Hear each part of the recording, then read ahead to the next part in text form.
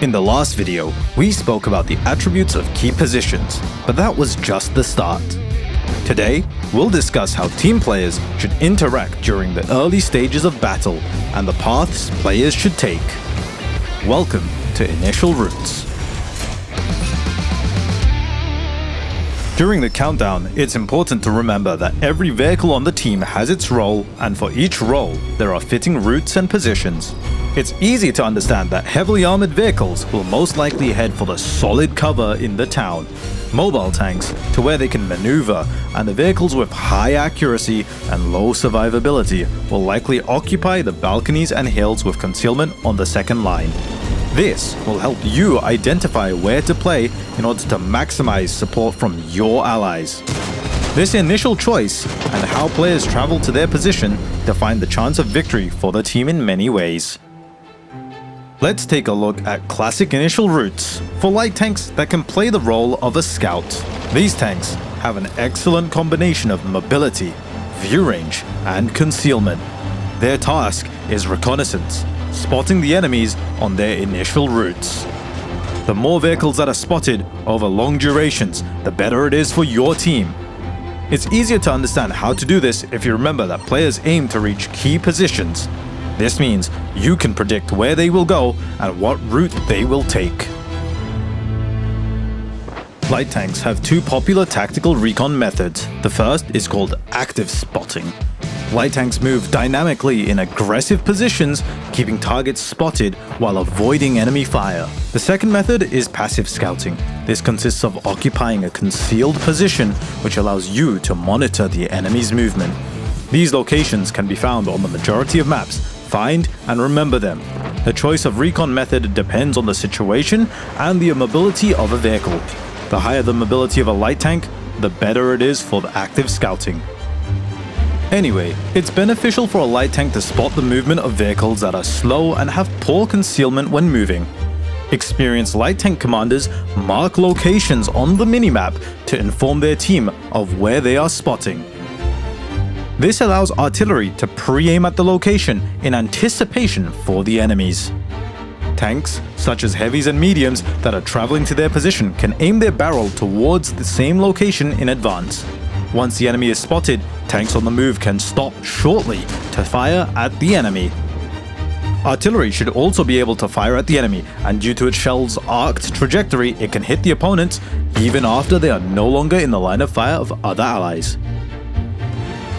Sometimes the result can be impressive, especially if the allies act in unison and there are players on the enemy team that don't think about safe routes, don't use the terrain for cover, or don't avoid the view range of light tanks by traveling along the red line. This is a very useful tactical move. It can give a significant advantage to a team that makes use of it. Despite seeming pretty simple to do, there are many hidden details under the hood, and you should know about them. Even if an allied light tank did everything well and there's a chance to cause significant damage, don't stop to shoot for too long. It may lead to a situation where the enemies pass the dangerous area, take key positions first, and aim at the positions your team is still traveling to. They will have the right of the first shot, giving them a chance to equalize the number of team hit points. The right of the first shot refers to being able to surprise opponents traveling to predictable locations and firing upon them and leaving quickly so that they cannot return fire. There are three factors to the right of the first shot. The factor of speed, allowing you to take a key position and pre-aiming for the enemy before they arrive. Secondly, the factor of predictability, anticipating an opponent to go for a specific position and aiming for them in advance. Thirdly, the factor of surprise, firing from a concealed location at opponents unaware of your position and are either distracted or exposing weak spots. Using these factors to your advantage, you can cause damage and save your hit points. The enemy will definitely try to retaliate, but it will take them a lot of time. First, they need to realize who fired at them and from where. Then, turn their turret, stop, and aim. This should be enough time to avoid them by returning to cover. The slower your vehicle is, the easier it is to lose the right of the first shot, and your hit points as a result. If you do lose the right of the first shot, remember, don't become an easy target for the enemy. For example, tanks like the Mouse and the T110E3, which are extremely sluggish, don't have to stop at the start of the battle. Their main tasks are to move using safe routes, keep up with the allies, and take a position that will help hold the selected flank. In slow tanks, keep moving along safe initial routes to reach key positions and stay alive. The speed of making decisions is as important as the speed of your vehicle for increasing the chance of victory. That's why, when a teammate provides you with an assortment of spotted enemy vehicles, it's important to stay cool and select a target which will lead to the best result. If there's only one target, it's simple. Every shot is a chance to cause damage. There's no other option, so fire away. If there are several targets, evaluate their armor and fire at the one that is easier to penetrate. It might have thinner armor, or it might be exposing its sides. Evaluate the firepower of your targets.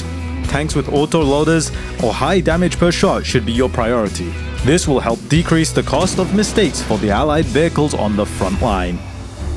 Evaluate the general tactical danger of the target.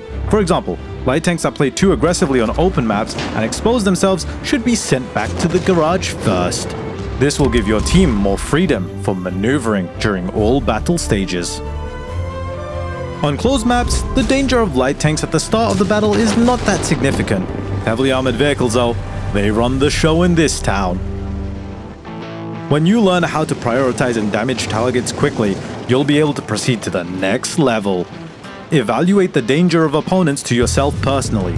For example, if you're playing a heavy tank with poor gun depression and the enemy has a tank with a sturdy turret and good depression, you can assume that a skirmish on uneven terrain against this vehicle won't end in your favor. Eliminating this target before it takes a key position increases your chance to be among the top players by damage caused and will allow you to make a decisive contribution to the team's victory.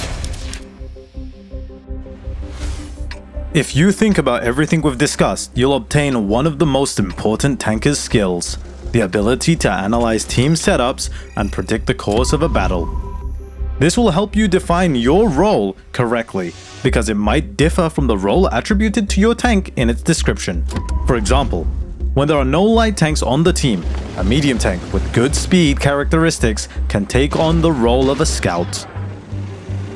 And a heavy assault tank at the bottom of the list will be among the first to head to the garage if it tries to brawl against a vehicle 2 tiers higher. In situations like these, the role of a support vehicle will be more effective. You can let the higher tiered teammates go forward and play second fiddle, trying not to trade your hit points with the enemy's top tier vehicles. Or you can try to go to another flank and fight against vehicles of equal or lower tiers. To avoid getting into disadvantageous situations, try to evaluate the components of random battle tactics before the start of battle. Start with the simple ones: the key locations of the map, your place on the team list and your ability to play aggressively, the convenient positions for the different vehicle roles on both teams, the ability to crossfire and support each other. Then choose your position and the route you intend to take. When you've adjusted to this, try to gradually add one more point from the following list: the ability to spot and cause damage to vehicles on their initial routes, the dangers of being spotted by opponents and alternative safe initial routes to avoid detection, the speed of reaching positions and having the right of the first shot, the amount of options you have when coming into contact with opponents, and the ability of your vehicle to cause damage to enemies in a position and defending against return fire. Taking these things into consideration will lay the foundation of understanding the game, but of course, your prediction won't be 100% accurate. There are just too many unknown variables. But with time, you'll be able to achieve your goals easier. You will start to feel that you've become a stronger player. In the next video, we'll talk about ways to increase your mastery of World of Tanks. Stay tuned.